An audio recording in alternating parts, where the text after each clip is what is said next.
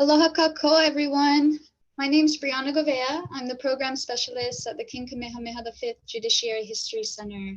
I hope everyone has been staying safe and healthy. On behalf of the Hawaii State Judiciary, mahalo for joining us as we deliver our program outside of our typical in-person format. Tonight's program is the first in a series of events that the Judiciary History Center will host in honor of the 19th Amendment Centennial. It's astonishing to think that only 100 years ago, women with American citizenship secured the right to vote in political elections. Our guest speaker, Dr. Ralph Kam, holds a PhD in American Studies from the University of Hawaii at Manoa and an MA in Public Relations from the University of Southern California. He's also the author of several books and journal articles that explore Hawaiian history and culture. In this webinar, he'll share with us an important part of the suffrage movement that's long been undertold, the life and legacy of Hawaii's own suffrage leader, Wilhelmine Dowsett. I want to thank Historic Hawaii Foundation for partnering with us to deliver this program. To those of you joining live, I invite you to send in any questions using the Q&A button, and I'll read them to Ralph at the end of his presentation. And now, Ralph, I'll hand it over to you. Thank you, Brianna. So today we look at the life of a woman, Wilhelmine Kekelaokalaninui Widemann Dowsett, a hapa-haole woman of German descent and an American citizen only because of the overthrow of the Hawaiian kingdom and annexation. And yet she fought for the equality of women through a multi-ethnic coalition. She was the founder of the National Women's Suffrage Association of Hawaii, the first suffrage organization in the territory. And yet, as Brianna mentioned, her story is very undertold.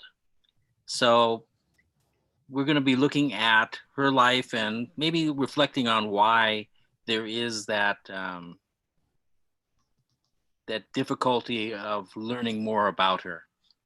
Now, as you see on the title slide, we've spelled Wilhelmina with an E at the end.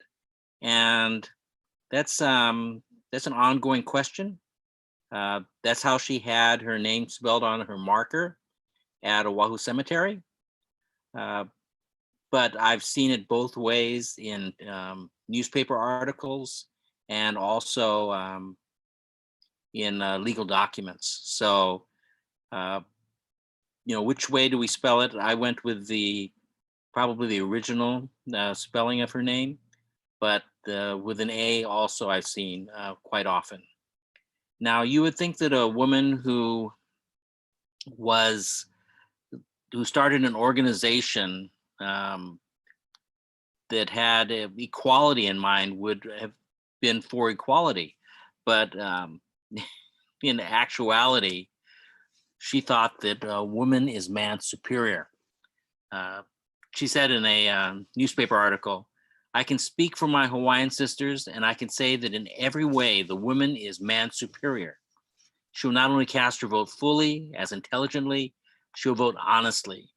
There isn't enough money in the world to buy her vote." And so we have here an expression that goes beyond equality. Now, what shaped Wilhelmina is something that we'll look at during the course of this talk. Now, she was born March 28th, 1861, in the Kingdom of Hawaii. Here we have a map. She was born in Lehue, and here is a map that is in German. And one of the reasons why it's in German is there's a large German population on Kauai that worked on the plantations there.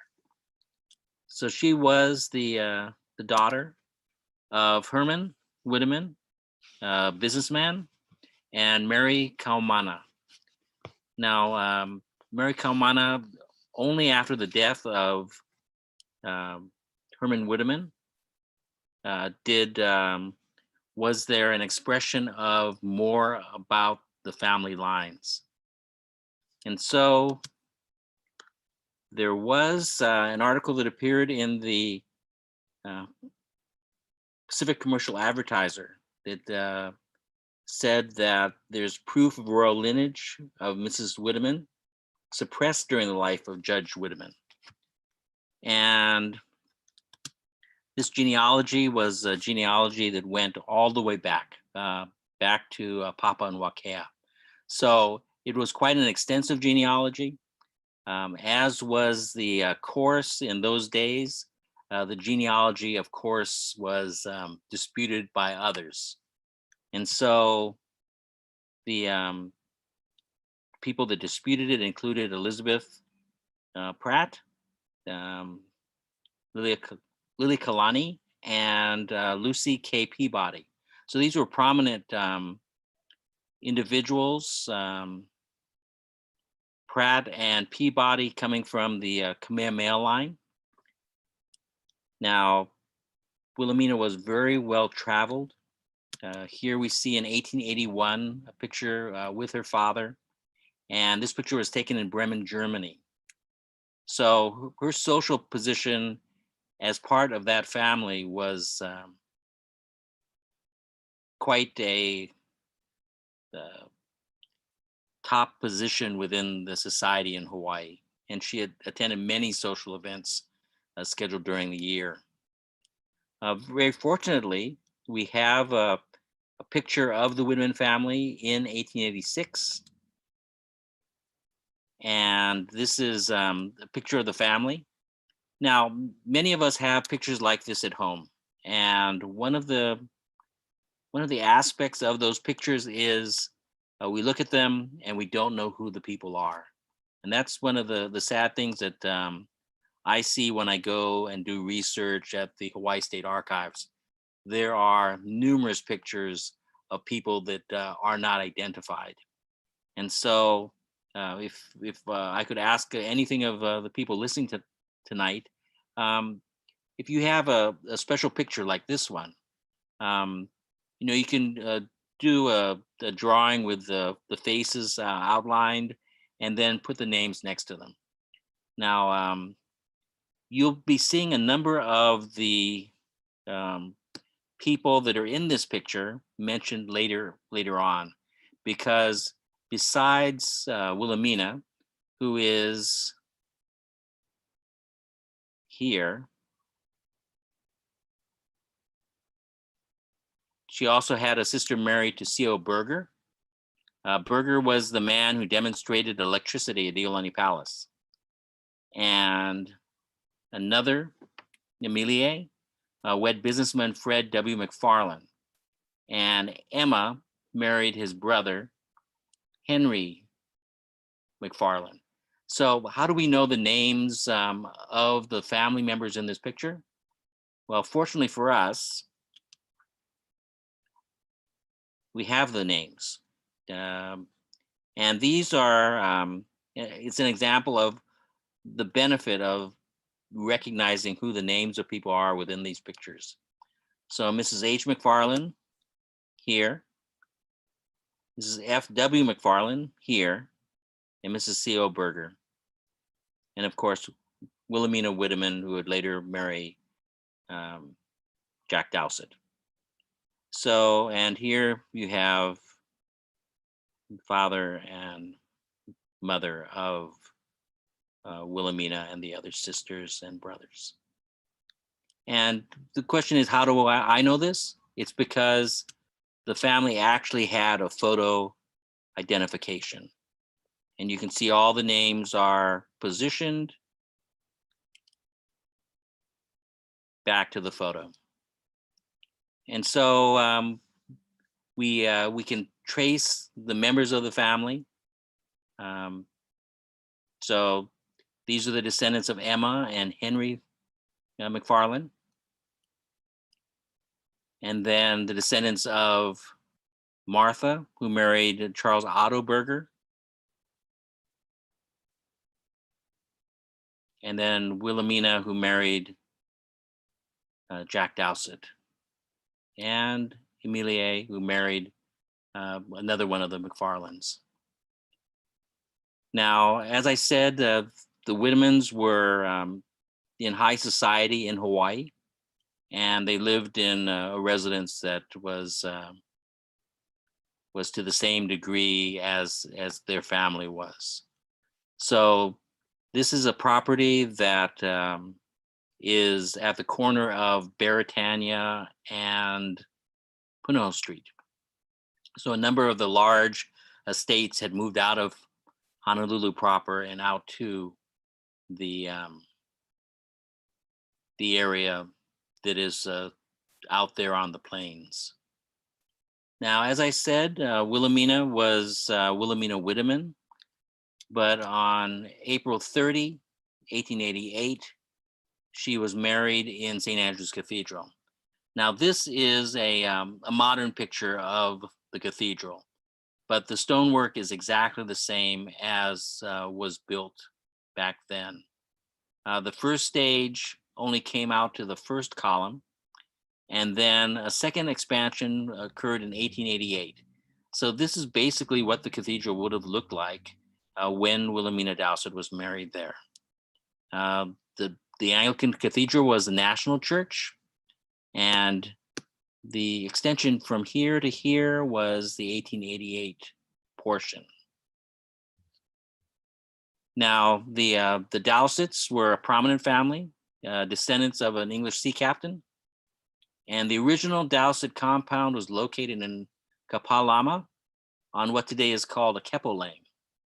And this is right across the street from where Liliuokalani and Princess Ruth had their homes. So the area on King Street in Kapalama is an area that also had a number of people in high society. And fitting to the wedding of someone in that society were the reception guests. So the reception guests included their majesties, the king and queen. Now that would have been Kalakaua and Kapiolani. Her Royal Highness Princess Liliuokalani, Her Royal Highness Princess Kaiulani, His Excellency Governor Dominus, who was the governor but also the husband of Princess Liliuokalani, A.S. Cleghorn, who was the father of Kaiulani, and they said a large number of the leading residents attended the reception. You, of course, recognize their faces. Kapiolani and Kalakaua were among the guests.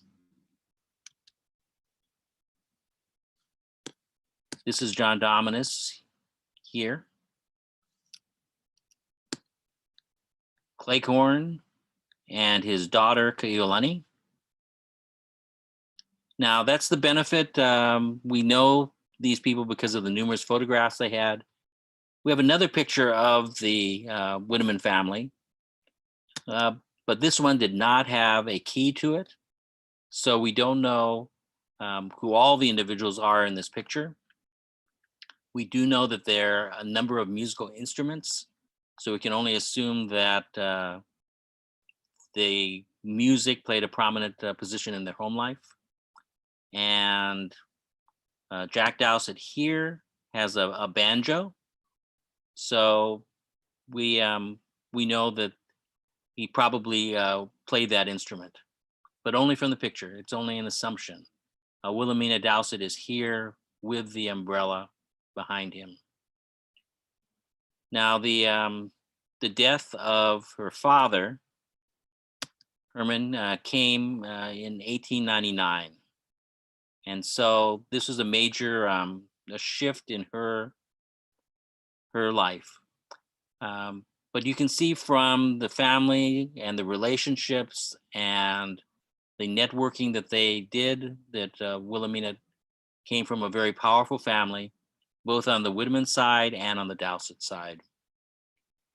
Now, when her father died, Hawaii was becoming a territory, and the Organic Act was passed in 1900, organizing the territory of Hawaii. And in that, it said that first, be a male citizen of the United States. So that was a qualification for voting, was being a male citizen. It wasn't only the Organic Act that did that, however. The Hawaii Constitution also restricted voting to men. So how does a woman without a vote get leadership and also influence things in her society? Well, for Wilhelmina Dowsett, it meant being involved in charitable organizations. She was a trustee in the Kekelaokalaninui maternity home. So this maternity home is located on Beretania at Makiki Street. Right now, there's a recycling trailer there. So the lot has not been remembered as a place where royalty once lived. So you had a house on that site that was the house of Kekelaokalaninui, and after her death, Kekelaokalaninui had the maternity home move into that place. So she was a trustee at the home. She was also treasurer. And what the treasurer did was also fundraising. So they had lunch tables, luau tables, and funds from those various things to help fund the Kekelaokalaninui maternity home. Now, this was not only fundraising for the home, she also dealt with political issues. There was a dispute with the Board of Supervisors in 1910. The home asked for 50 cents per diem increase on county cases. There was a dispute with the Board of Supervisors. The committee reported that they had seen Mrs. Dowsett, and you'll see her referred more to as Mrs. J.M. Dowsett. That was a way of referring to women in those days by the husband's name. So if you look for Wilhelmina Dowsett, rarely do you find her name stated in that manner. But she made a political compromise and was able to make it so that the home's rate was paid eventually. Next to the house that you saw earlier, there was the Kekelaokalaninui Maternity Home Annex. This was the house of August Dreyer. This house over $21,000 to the maternity home in May of 1919. So Wilhelmina Dowsett was the treasurer of the home. And here's an example of the trustees will give a luau and foreign lunch on the 30th of November. So she was not only member of the Kekelaokalaninui Maternity Home and their trustees, she also was a member of the Daughters of Hawaii.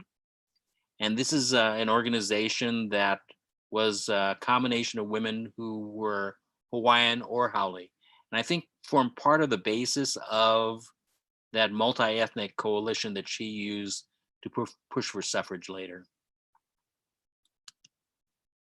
You can see that the Daughters of Hawaii were prominent on the society pages. They were responsible for getting title to Hanaiaka Malama, popularly known as the Queen Emma Summer Palace. They did that in 1915. And they also had a benefit bridge in 1923 to protect or preserve Hale Lama. In the background here, it was the Hale Pili of Kamehameha V that had been in Waikiki, was moved up to Nuuanu, and was at the Queen Emma Summer Palace for a while. Now, you can see the structure was rebuilt here. Much rainier in Nuuanu. Eventually, they had to give the house to Kamehameha Schools, who brought it down to their campus on King Street. The Army took over the campus, and after the war, the house was not to be found. So sadly, that's an example of efforts to preserve that get overtaken by other things. Now, her husband was in the Territorial Senate in 1905.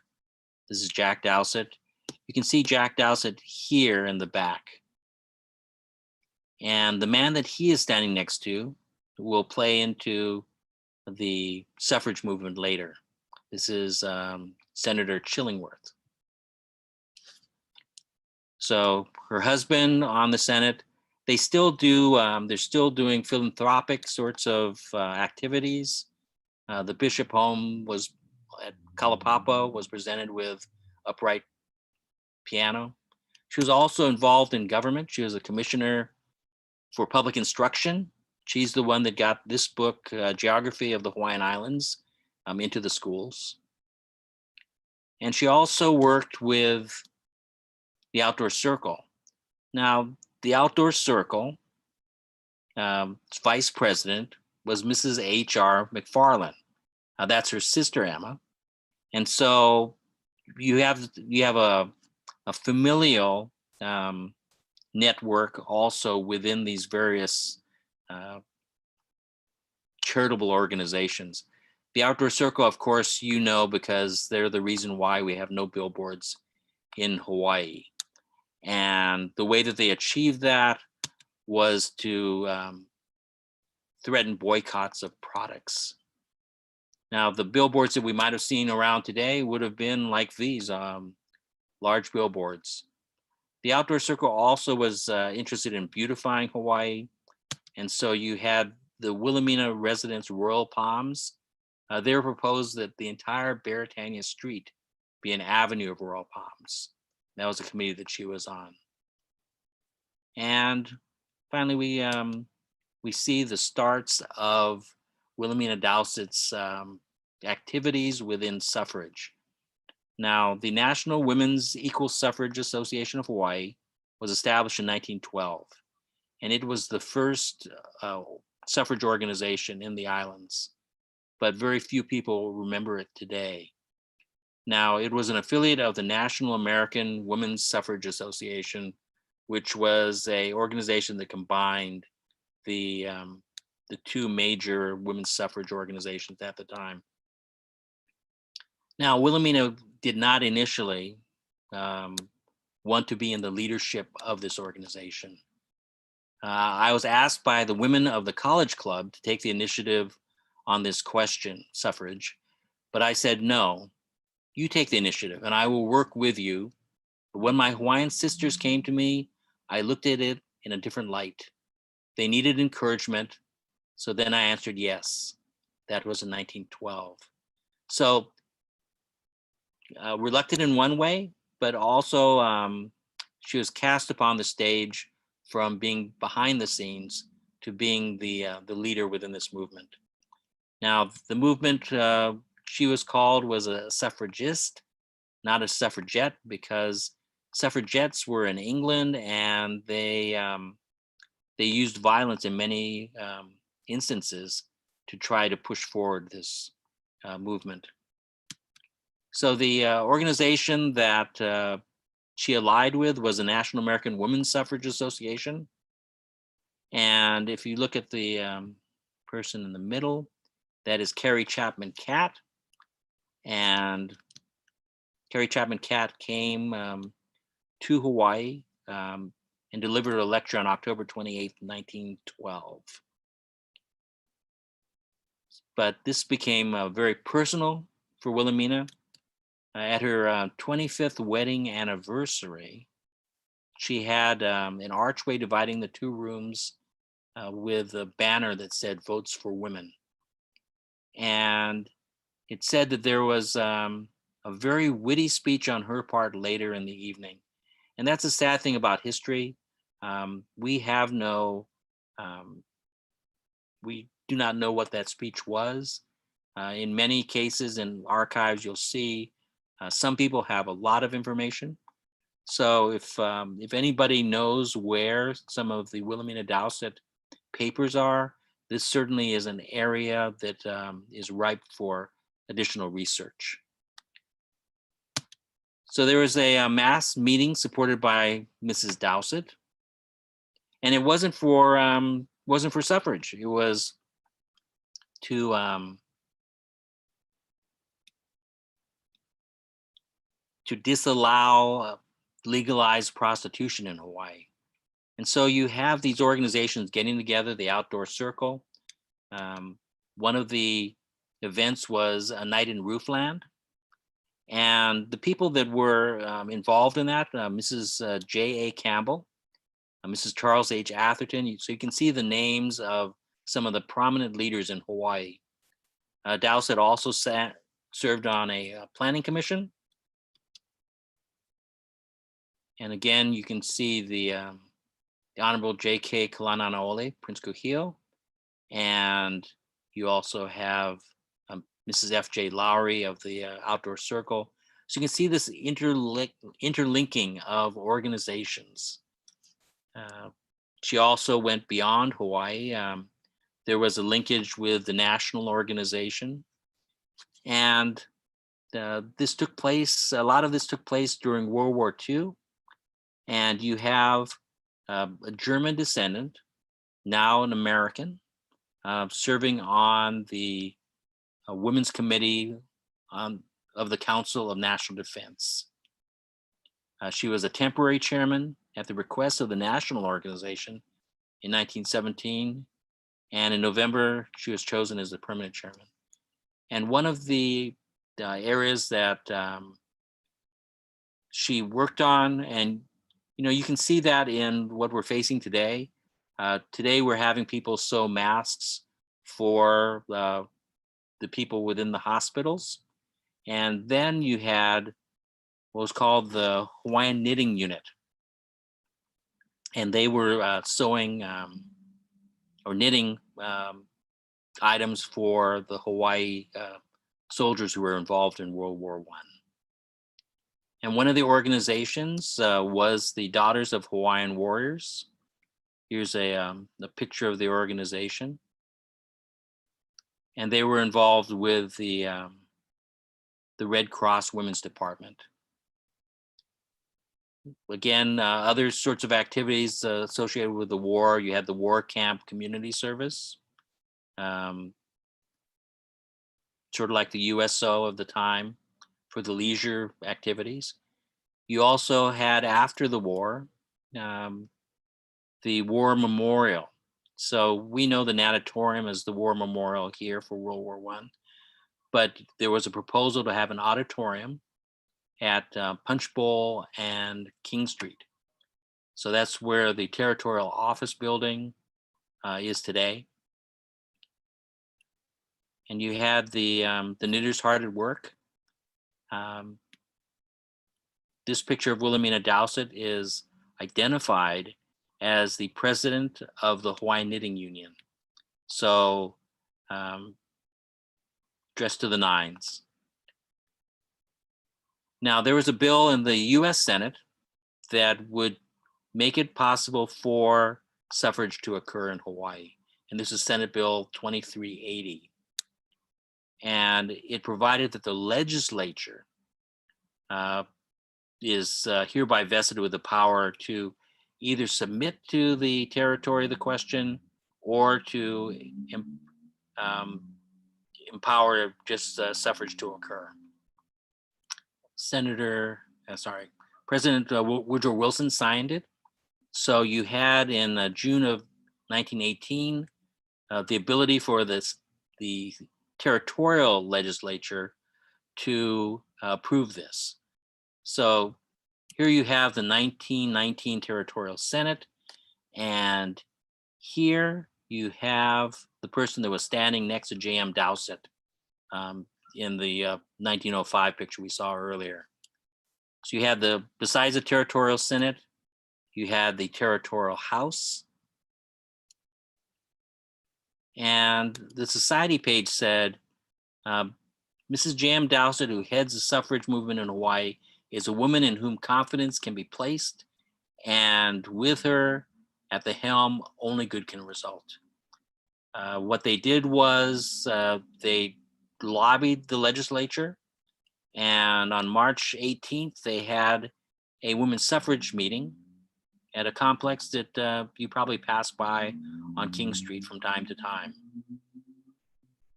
Now, one of the key distinctions for these meetings was that there was multi-ethnic support. The march on the Capitol will be made by hundreds of women, Hawaiians and Haoles alike, all join in the sisterhood of suffrage. Nationality is a word which the women are eliminating from their plans. Women of Honolulu is the phrase used in spreading the call throughout the city. And the speakers that they had at those meetings were quick to point out the fact that the women of Hawaii were capable. If the women of old Hawaii were capable, why not the highly educated women of the time then? And something that really struck me was one of the speakers said, "The history of no other country shows as many great women as that of Hawaii."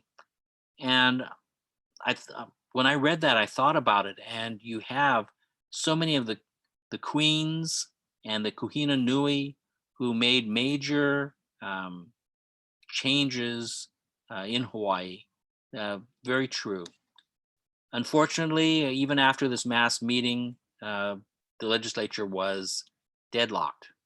The Senate wanted to confer suffrage without referendum. The House wanted a referendum. And in many ways, the House thought that perhaps this would die if we just sent the question to the voters. So the response to the deadlock was that the women wanted to go beyond the local legislature, go directly to Congress. So Prince Kokio, who was on committees with Wilhelmina Dowsett, was going to carry the petitions and introduce a bill for suffrage. Now, with all this effort that Wilhelmina Dowsett was doing, you have very little knowledge of it today. And I think one of those reasons is that parallel to the efforts of Wilhelmina Dowsett and the other women in Hawaii for suffrage was the ratification of the amendment that we celebrate the 100th anniversary of. So here we have the women sewing stars on the suffrage ratification banner. They needed 36 states, so you see that some are still remaining. But on August 26, 1920, the approval of the suffrage amendment was announced. And because Hawaii was a territory of the US, women in Hawaii thus became able to vote. And so August 26th, you have the approval of the amendment. August 30th, you have people, women registering to vote. And you might see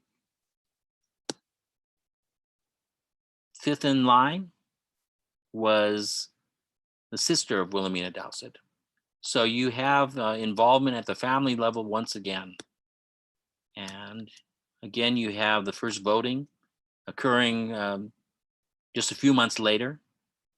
And one of the things that I enjoyed was they said that many of the women that went to vote for the first time were able to, were knowledgeable about casting their vote better than some of the men. Now, one of the few artifacts that we have from this time was a symbolic ratification star. And this was sent up. The territory did not have the ability to ratify the amendment. And this truly was symbolic. And so they sent up this star.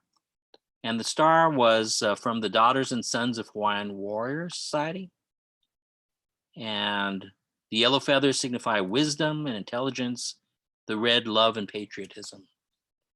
Now, the organization that sent it was a New Society in 1917. Alice McFarland, the niece of Wilhelmina Dowsett, was one of the individuals in starting that. Interestingly, one of the women that questioned the genealogy, Elizabeth K. Pratt, was also among the incorporators, along with Wilhelmina Dowsett, spelled with an A here. The organization that Wilhelmina Dowsett started became the League of Women Voters. And once again, they were involved in things like the Republican convention. Most of the people, or most of the representatives in the legislature, were Republicans at that time. You have the various annual meetings of that organization, and a luncheon for Rosalie Lyons Kaliinoi. She was the first delegate, woman delegate in the legislature. Wilhelmina was also on the Republican platform convention. And here's Rosalie Kaliinoi, and in the session itself. And the members planned for a membership tea to be held at the Dowsett residence on Puno Street. So Steinbach was governor. Later, so here's a picture of the women, League of Women Voters at the membership tea. And here in the center is Wilhelmina Dowsett.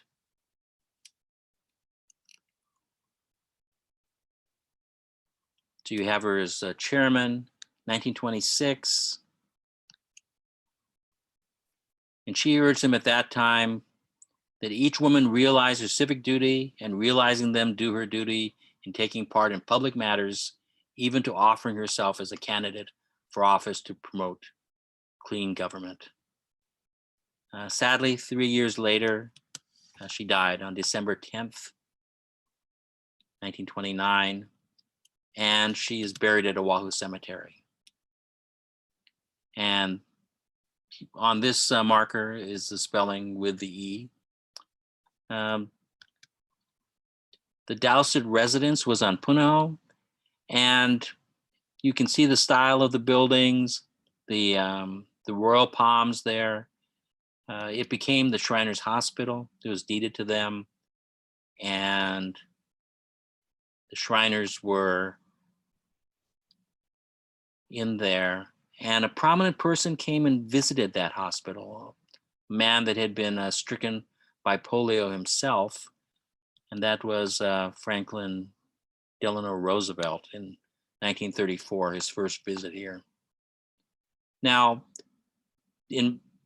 for a long time, Wilhelmina Dowsett has been in the background, I think, of mentions within history. And the book Notable Women of Hawaii did not have an entry for her, but I'm happy that there has now been recognition for her. And so she is going to be the 2020 honoree for the National Women's History Alliance. And the organization spells her name with an A, which E or A is perfectly all right. But they wrote that she was a fierce advocate for the enfranchisement of all women. I think it's an honor that's been long due. So now we're open for questions if you have any, and hope I can answer them.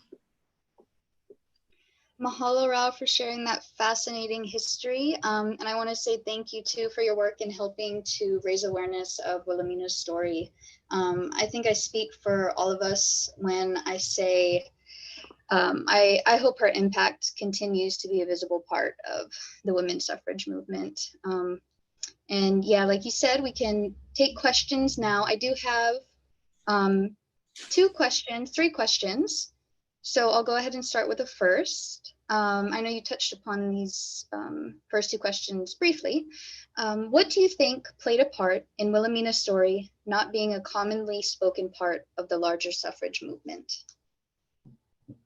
I think the primary reason why it has fallen along the wayside is that if the suffrage amendment had not gone through and the efforts of these local organizations had resulted in the establishment of suffrage in Hawaii based on those organizations, I think you would have probably had a greater remembrance of Wilhelmina Dowsett's role in that process. but it's almost as if the national suffrage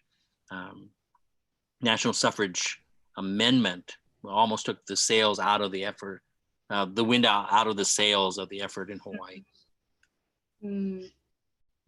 We have a couple other questions that have just come in. Is Wilhelmina Rise in the Kaimuki area named for Mrs. Dowsett? Not to my knowledge. I believe that Wilhelmina was a daughter of Matson, Matson Shipping Line, which had something to do with that development there. But a good book for that, probably if you looked it up in Place Names of Hawaii by Mary Kavena Pukui, it should have a reference to that there. But not to my knowledge. I do not believe that. Well, I know that it's not named for Wilhelmina Dowsett.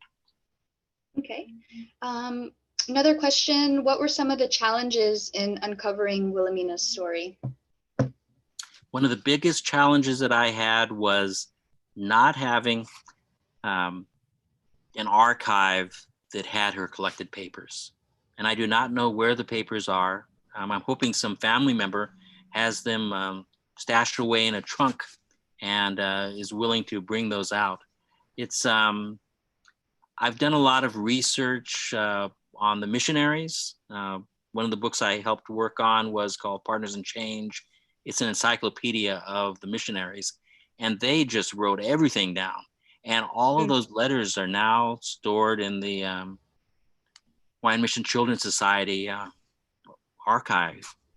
So it's nice to see and touch pieces of paper that are, some of them, well, it's a 200th anniversary of the missionaries coming to Hawaii, and they have journals over that entire time. I found very little, well, I could not find primary documents written in Wilhelmina's hand, other than the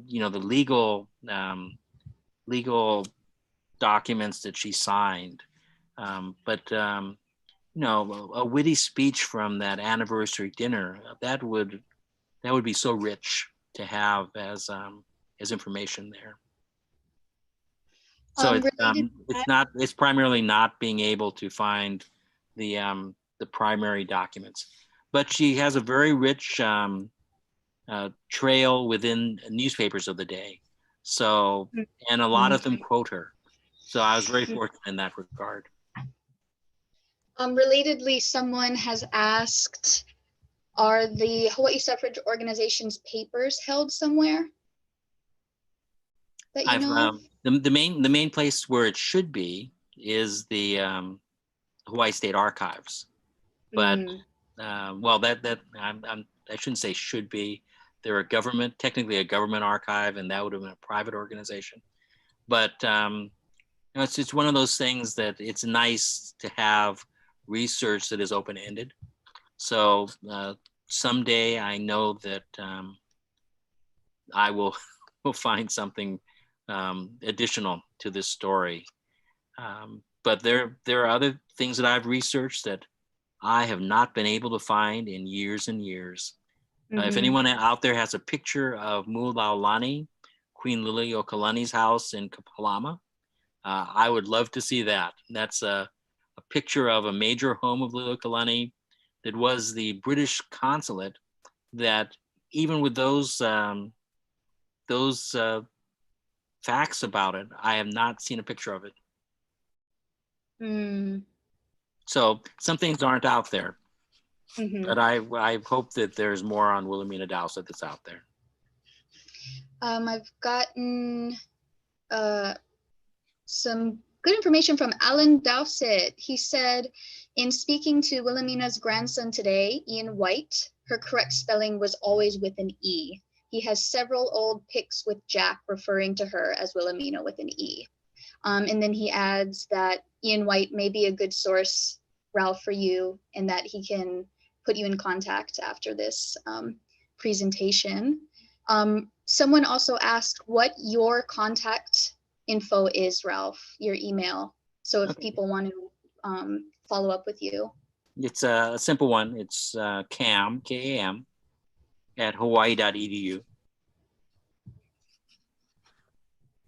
If anyone needs that to be repeated, please email Judiciary History Center info@jhchawaii.net, and I can send that along. Oh, but actually this makes me think our webinar is being recorded, so it will be up right afterwards for you to watch again. So no need to email, you can just forward to the part where Ralph just shared his email. Sorry about that. Another question, so we kind of touched upon this. People were asking about her children. How many children did Wilhelmina have? I believe she had 4 children. I didn't really dwell upon the genealogy. I did the genealogy simply because the sisters got involved in so many different organizations, and there were cross ties between the organizations based purely on the family. And you wouldn't know that they were related because they're all listed under their husband's names for the most part. So Mrs. C.O. Berger, Mrs. F. McFarland, Mrs. H. McFarland. So really, I just needed to put a tree out there so I could sort of follow the names. Mm-hmm. Mm-hmm. Well, I'm not seeing any more questions coming in.